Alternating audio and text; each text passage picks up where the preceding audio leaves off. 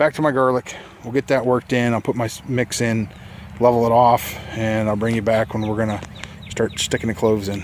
Kind of raked it off, leveled. Isn't super pretty, and I know I probably should do the whole bed. Gotta work with what I gotta work with. So I took and used that broom handle I had. Just kind of used that to sweep along, level it off, and then if you can see here, I kind of laid it down end to end just to kind of give myself a line to follow.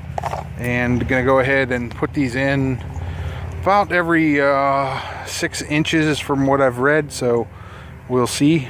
One of the guys I watch fairly frequently is Allotment Diary, and anyways, I was watching one of his videos the other day, and he was showing how to do the garlic by putting the clove between your fingers and then basically pushing it down into just about top of your first knuckle and just kind of leaving it like that to where the tip can grow up.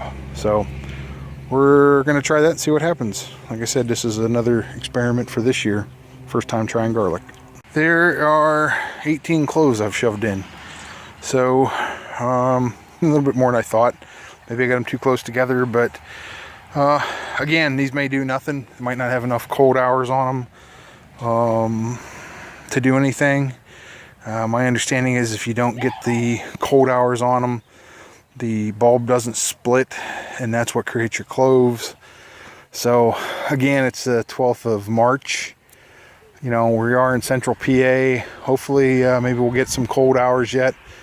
We'll just have to kind of wait and see how it goes. But there it is, garlic's in. And I did go over, I know on Allotment Diary he just stuck it in. I didn't see him cover them over, but being I am using the sand sawdust mix, which is really light, I did just grab a handful over here where it was loose and just kind of come back and just sprinkle enough over to cover the tops. So kind of see how it goes.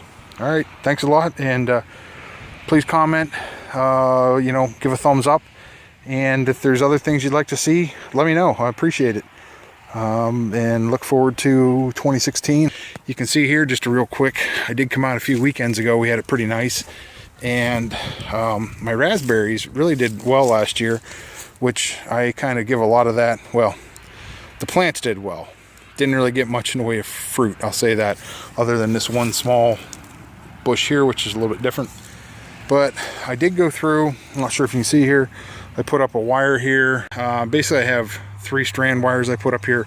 I was going to drive in some V-shaped, or some fence posts at V-shapes, and I thought, well, why not just use the shrubs and bushes I got. I did go through, cut out some of the dead wood, and I tried tying some of these back. You can see here, just with some jute cord I had. I'm gonna try some of my plastic stuff. So hopefully, like I said, it's kind of a jumbled up mess here. We'll see how it does this year. I think last year a lot of it, I don't know if you can hear the birds. I get a lot of birds sitting around here. I gotta get myself a good pellet gun this year. But might try to get some bird netting or something. I can try to figure out somehow to throw across all this. I think that's what happened to a lot of these. Also, it might have been, you know, a lot of the stuff that was here last year, I think might have been old canes, and my understanding is that things don't fruit as well off the old canes, or it only fruits on the new canes. You know, and I have no idea what kind of raspberries these are. They were here. I don't know if the previous owner, I believe he probably planted them, but you know, I'm not sure. They could have been voluntary, you know, being right here along the fence line. But I have a feeling these 2 clumps he had planted. I want to get some others. I might take this little bush here, whatever it is. You can see I cut it down, but I think I'm going to try to just throw a chain around it, hook it to the truck, rip it out of there. Same thing is, this guy used that stupid landscape fabric everywhere, and I've got a heck of a mess out front where I'm tearing it up just in our landscape beds. But trying to rip that up, just putting down mulch. I am going to try the newspaper and mulch for that, and then in those basically our landscape beds, I've got a bunch of strawberries that I'm going to try putting in there and kind of going towards the edible landscape idea. So kind of see how that goes. Got to try to come up with a better idea here too for my fence around here to keep the critters out. That piece of fence I have is what I used last year, but it was barely enough to go around this box where I had my tomatoes. So I'll have to kind of see. I may also grab one of the containers that I have.